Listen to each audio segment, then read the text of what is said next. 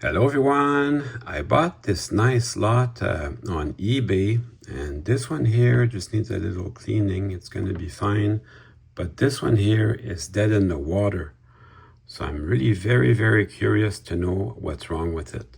So let's just have a look at this. Well, to begin with, it's a E8 or E9, and somebody started reworking the horns, but it's in pretty good shape. I just happen to have some really nice passenger cars, some Pennsylvania Railroad passenger cars. So this should go well with it. And it's KMT of Japan is the maker. So I honestly don't know what's wrong with it. It looks like to get in there. First of all, I'll show you what I do when I test them out, and then we'll try to get in there.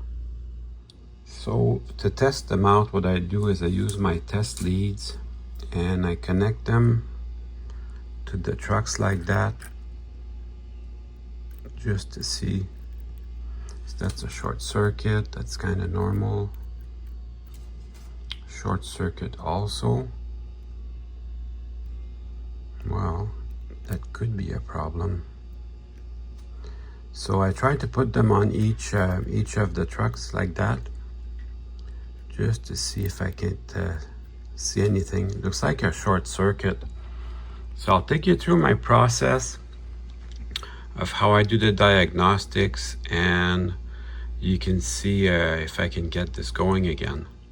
I put some toothpicks to prevent the trucks from touching the frame. I think that was my short circuit. Now the short circuit is gone, but the locomotive is dead in the water. That could be a number of things.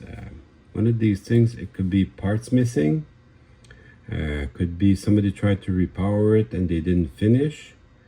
Could be some things disconnected, so I have to open it up and take a look inside.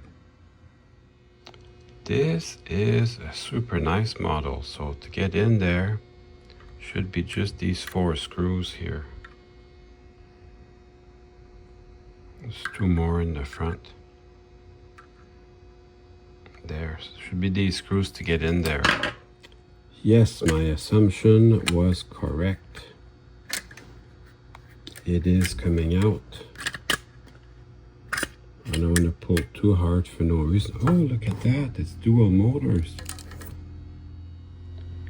That's crazy. I've never seen that before. Dual motors. Just like the real thing. The real E8s had the 2 diesel prime movers. The first thing I see is this is loose, so no matter how you look at it, that can't be good. And this one too is loose a little bit, but not as bad. I'm gonna put power directly to the motor, so then we'll see. This back motor here, that's the one that's really loose, is really not too happy. And this front motor seems to be just a little bit happier, but it's still not very happy. Yeah, still not very happy at all.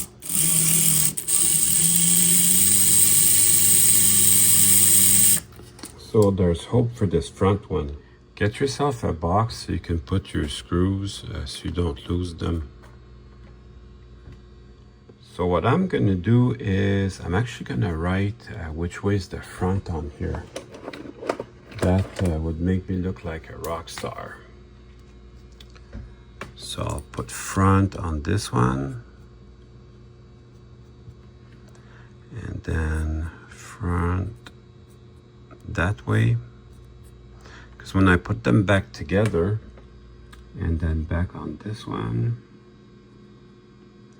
so when I put them back together, I can put them back together correctly. And I'll start the disassembly. I'll start with this back one here because it's the saddest. It's good to take pictures as you go. You can see the electrical connections, so that this picks up one side of the track, this picks up the other side, and they share with each other. So this one's very loose, it's the back one. This one's still a little bit loose. So I don't know, that seems to be what I would call a design flaw. because the trucks have to swivel. So this should be like very, very tight. And also with the truck loose like that, with the motor loose like that, it can contact the truck bolster here. So that's also pretty bad. So I want to get to this screw first. So I've got to open up underneath. I've got to open it up from this side. These two screws. And then we'll have the wheels so we can clean them. Looks like this locomotive was never run, to be honest. So they say when you buy brass, if the wheels look clean like that, probably a sign that there's an issue. Whereas if the locomotive is completely run down, all the wheels have a lot of wear, the plating's gone and it's on the brass, then that means it's a good running model, but it's worn out. So you've got a choice. So we'll just remove that. Don't pry too hard on these, that should come just right out, nice and easy.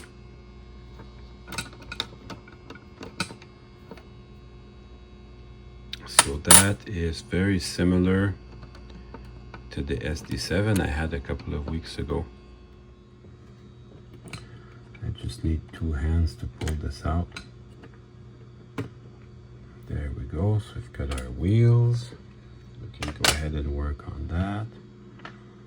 And then this worm gear shaft, that should come right out.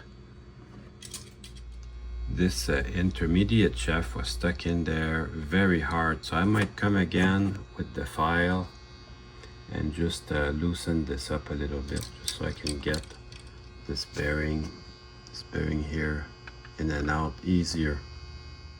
Yeah, you see, so this screw holds the motor down.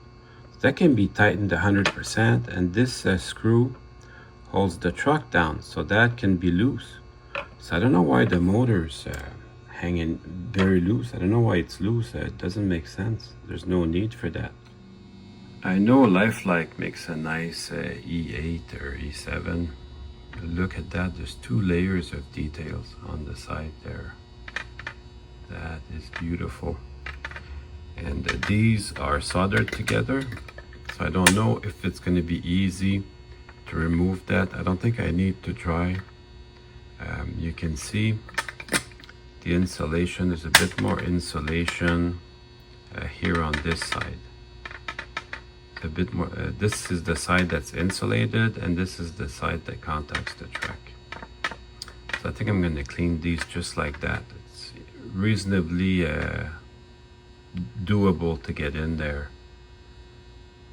And I also better make sure I put them back the correct way, because if I put them back like that, I create a short circuit. Very important to take pictures as you disassemble the locomotive. And also, so now I've got it completely loose. Also, this tower here must be removed, and you can tell by these screws that it is not at its proper place. So when I put it back together, I'll have to be careful with that. And these screws were not tight, except for this one. So now I have the motor in my hands. Just get rid of these 2 screws, because we're going to test it out with as little junk as possible.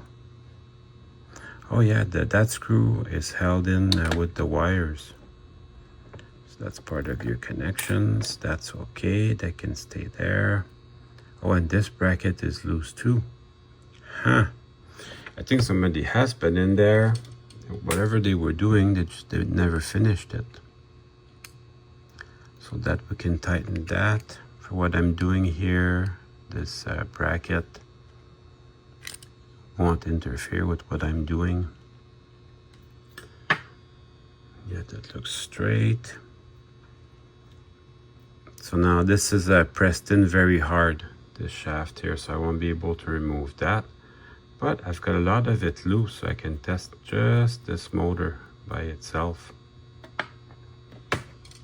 Look at all this metal flakes. The gears were grinding against each other. Yeah, there's metal flake here too. That's not good.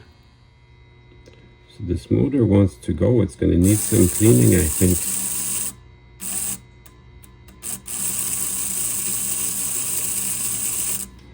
So a lot of good cleaning and some good adjustment. It should be ship shape. At this point, I'm really optimistic about the project, so I'm gonna wash everything with my toothbrush and some dish soap.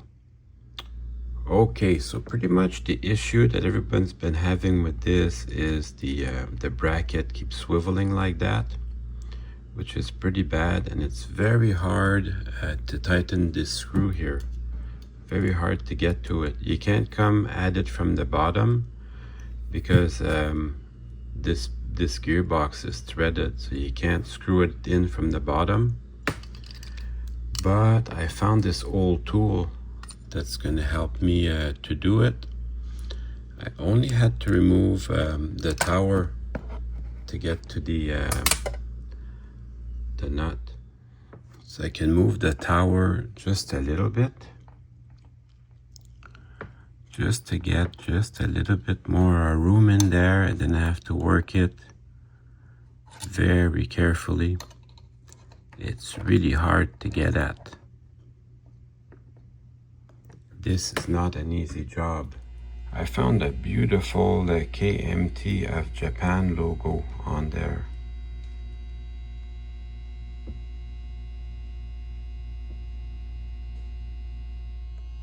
I added just a bit of crazy glue on the bottom for extra insurance. Now, as I put this back together, I need to make sure I line everything up properly. And also, I'm going to relubricate everything. So this gear here, its bearings are on the motor. It doesn't really touch this block. But this gear here will need some extra lubrication. So I'm going to try to get it in there by capillarity and by gravity. Same with this bearing. I'm going to try to get it in there like that. I'm going to spin it gently with my finger to begin with, and then I'll run it with my power pack.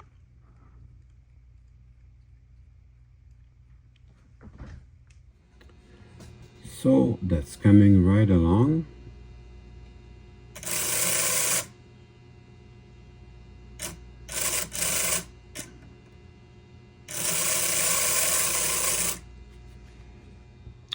And I will also clean the wheels with my rag, taking note of which way is insulated and which way is not.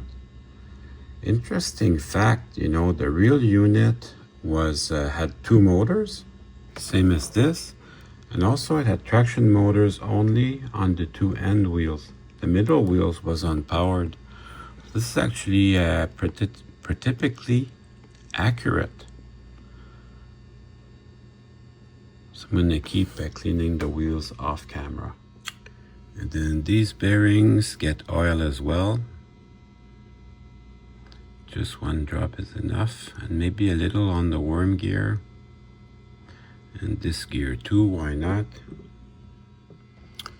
And that will go back in its gearbox. So I adjusted everything. Now I'm pretty pleased with the bench testing.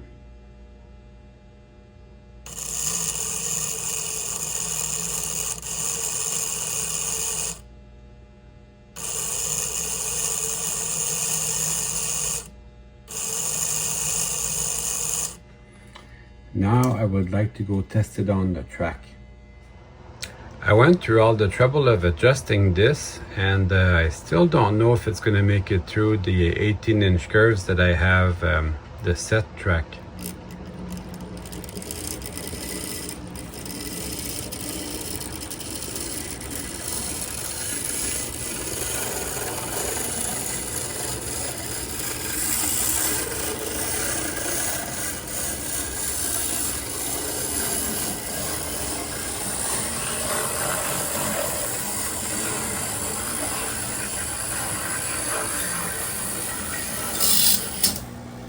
Oh, that didn't sound too good.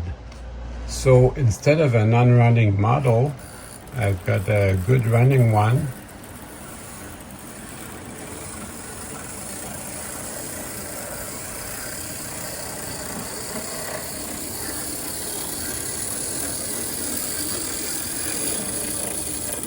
Albeit only on the straight.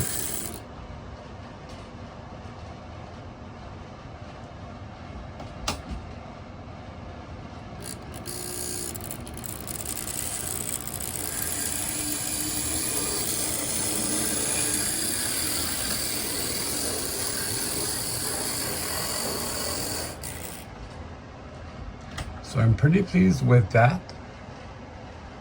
Let's go put the shell back on.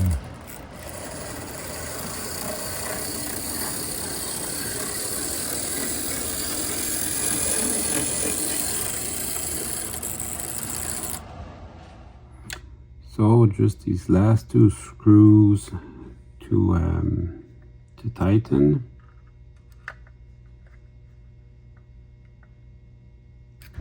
And since I had everything on my workbench, I decided to put in a nice little KD coupler. So now we can run some trains. Oh yeah, since I have everything ready, I just wanted to show you some of the close-up details. So everything separately applied, which is nice.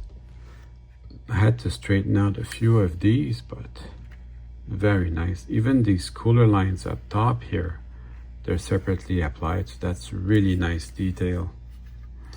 Of course, probably the Proto 2000 is the same way, which I respect that. Anyways, I'm really happy to get this, and now it's time to run some trains. Well, I hope you enjoyed the video.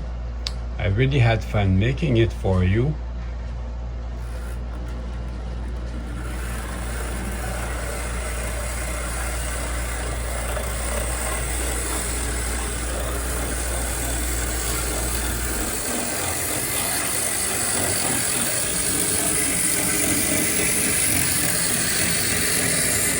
See you soon.